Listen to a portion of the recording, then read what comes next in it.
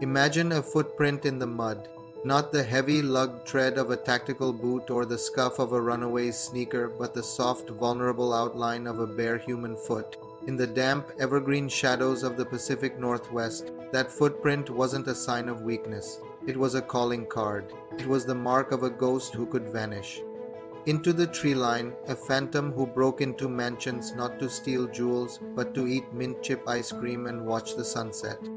But most of all, it was the mark of a boy who looked at the horizon and decided that gravity was merely a suggestion.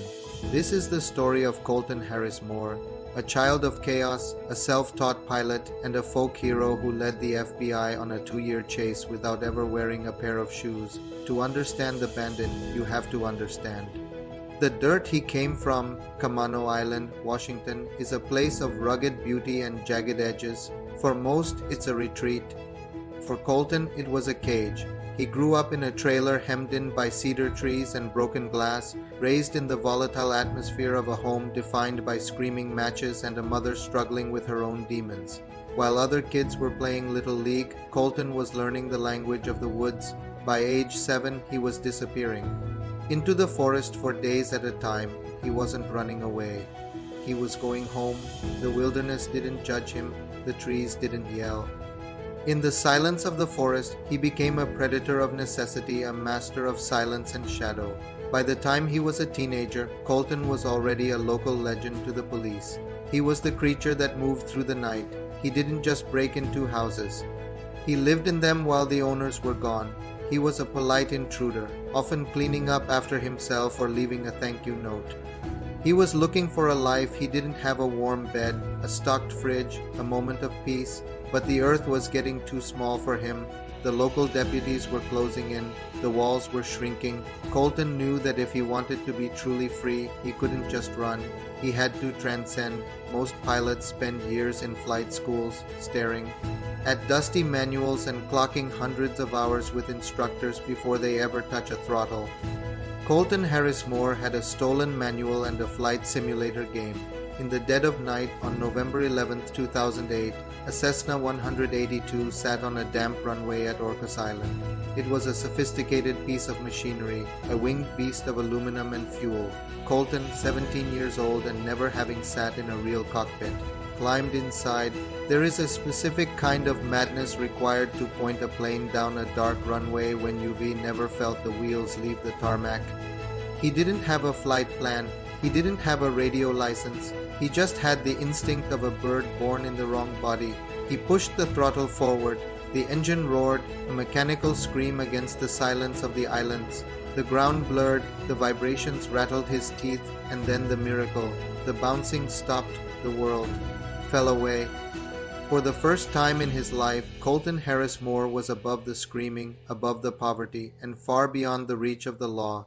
He crashed that plane 300 miles away in the mountains, walking away from the wreckage without a scratch. The legend of the Barefoot Bandit had officially taken flight. For the next 2 years, the United States witnessed one of the most surreal manhunts in modern history. Colton became a digital age Robin Hood, though he stole mostly for himself.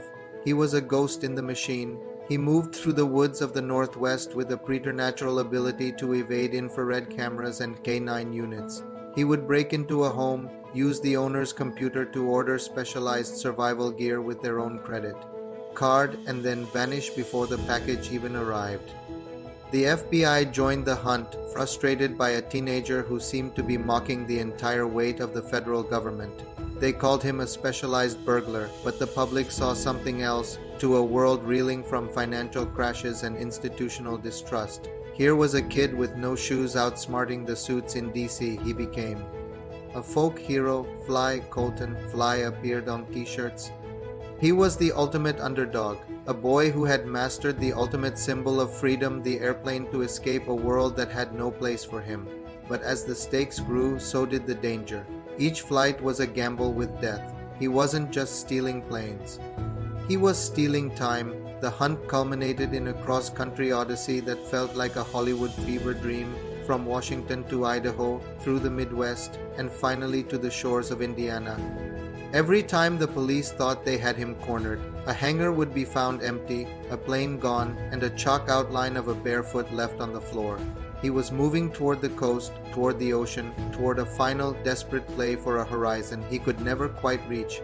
In Bloomington, Indiana, he found his final chariot, a high performance Cessna 400 Corvallis. It was a fast, sleek cross-country machine. Colton hopped in and headed south, over the lights of the American heartland, over the swamps of Florida, and out across the black expanse of the Atlantic Ocean. He was heading for the Bahamas. No flight plan, no overwater survival gear, just a compass and the stars. He flew through the night, a teenage boy alone in the sky, crossing international borders in a stolen cockpit. When the fuel ran dry, he ditched the plane in the shallow turquoise waters off the coast of Camano Island. He waded ashore, his feet finally touching the sand of a new world. The end didn't come with a dogfight or a blaze of glory. It came in a high-speed boat chase through the mangroves, the engines of the Bahamian Royal Police Force whining in pursuit. When they finally cornered him, Colton didn't fight. He put a gun to his head, a final gesture of control before being talked down. The chase was over. The boy who had lived in the clouds was brought back to the heavy, unforgiving earth.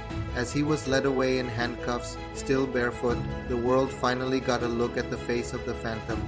Colton Harris-Moore served his time. He didn't become a career criminal. He became a man who understood the cost of his own myth. His story remains a haunting reminder of the lengths a human spirit will go to find a sense of agency. We are fascinated by him not because he stole, but because he dared to believe that he could teach himself to fly. He represented the primal urge to escape the gravity of our circumstances. In the end, the Barefoot Bandit wasn't running towards something. He was running away from the ground. He reminded us that there is a wild, untamable part of the human soul that refuses to be caged, even if the price of that freedom is a crash landing. The footprints in the mud have long since washed away, but if you look up at the Pacific Northwest sky when the mist is heavy and the moon is high, you might still imagine a silhouette. Gliding silently through the clouds, a boy who refused to wear shoes and a pilot who refused to stay down.